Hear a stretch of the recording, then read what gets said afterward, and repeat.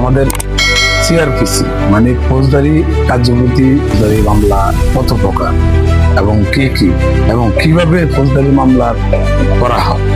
আমাদের ফৌজদারি মামলা 3 প্রকার, যেমন সিআর কেস, জিআর কেস, নন জিআর কেস।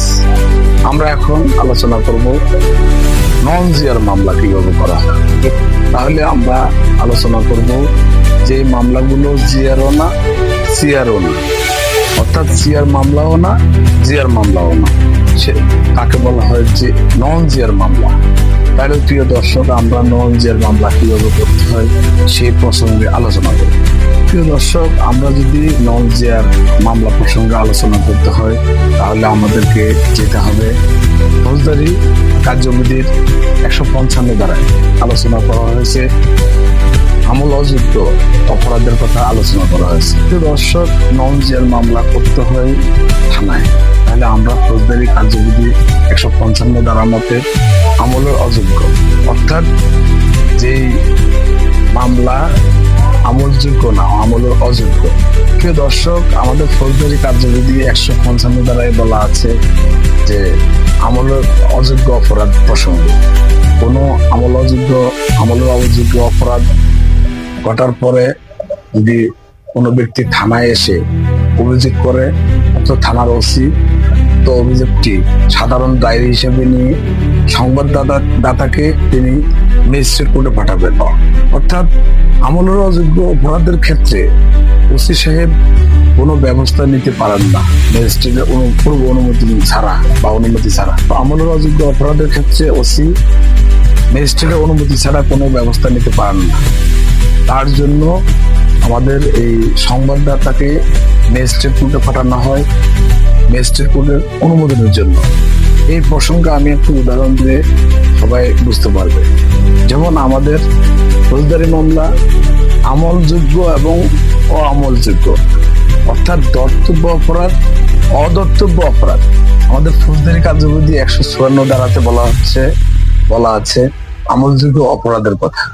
অর্থাৎ আমলযোগ্য অপরাধের ক্ষেত্রে ওসি সাহেব উক্ত মামলাটি এফআইআর হিসেবে নিয়ে তিনি ব্যবস্থা নিতে পারবেন বা তদন্ত করতে পারবেন। আমাদের ফৌজদারি কার্যবিধি 154 ধারাতে বলা আছে আমলযোগ্য অপরাধের কথা। এই আমলযোগ্য অপরাধ হলে পুলিশ ওয়ারেন্ট ছাড়াই কাউকে গ্রেপ্তার করতে পারে। যেমন আমলযোগ্য অপরাধের তথ্য এফআইআর হিসেবে নিয়ে আমাদের পুলিশ ওসি সাহেব তদন্ত করতে পারে এবং ওয়ারেন্ট ছাড়াই গ্রেপ্তার করতে পারে। আমাদের এই এফআইআর হিসেবে মামলাটি নিয়ে ওয়ারেন্ট ছাড়াই কাউকে গ্রেপ্তার করতে পারে।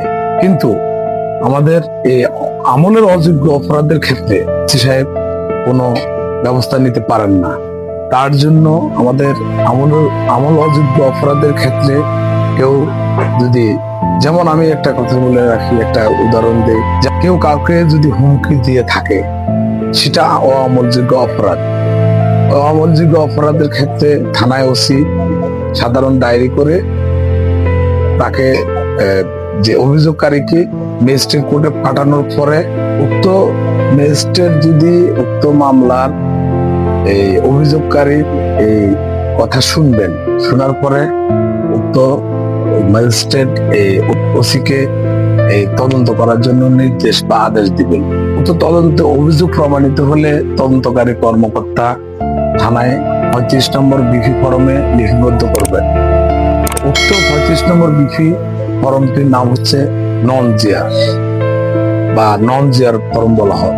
আমি আরেকটু বলে রাখি বোঝার সুবিধার্থে, আমাদের অপরাধ একটি হচ্ছে আমলযোগ্য, অর্থাৎ ইংরেজিতে বলা হয় কগনিজেবল অফেন্স, এবং আরেকটি হচ্ছে অআমলযোগ্য অপরাধ, অর্থাৎ ইংরেজিতে তাকে বলা হয় নন কগনিজেবল অফেন্স। এই আমরা আরো বাংলাতে বলে থাকি দর্তব্য অপরাধ অথবা এবং অদর্তব্য অপরাধ। এই দর্তব্য অপরাধের ক্ষেত্রে অথবা আমলযোগ্য অপরাধের ক্ষেত্রে পুলিশ পরোয়ানা ছাড়া, ম্যাজিস্ট্রেটের পূর্ব অনুমতি ছাড়া বা অনুমোদন ছাড়া তিনি কাউকে তদন্ত করে গ্রেপ্তার করতে পারেন।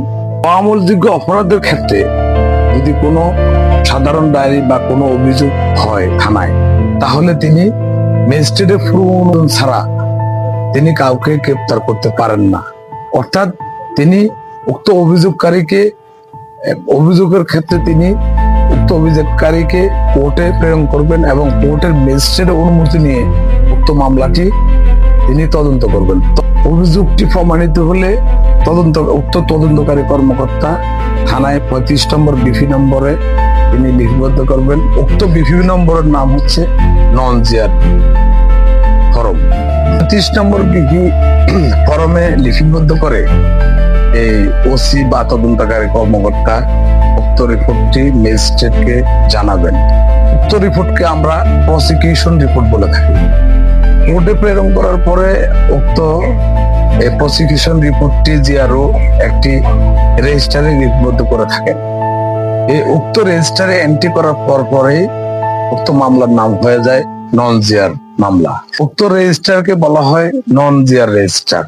এই রেজিস্টারে লিপিবদ্ধ অথবা এন্ট্রি করার সাথে সাথে উক্ত মামলাটির নাম হয়ে যায় নন জিআর মামলা। প্রিয় দর্শক, আমরা আজকে আলোচনা করলাম নন জিআর মামলা কিভাবে করা হয়, কোথায় করবেন সে প্রসঙ্গে আমরা আলোচনা করলাম।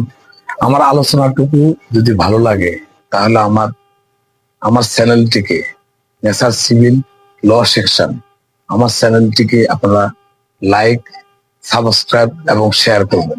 প্রিয় দর্শক, আমার আলোচনা যদি ভালো লাগে আপনারা উক্ত ভিডিওটি লাইক, শেয়ার, কমেন্ট করবেন। আমি এই বলে আজকের মতো শেষ করলাম। আসসালামু আলাইকুম।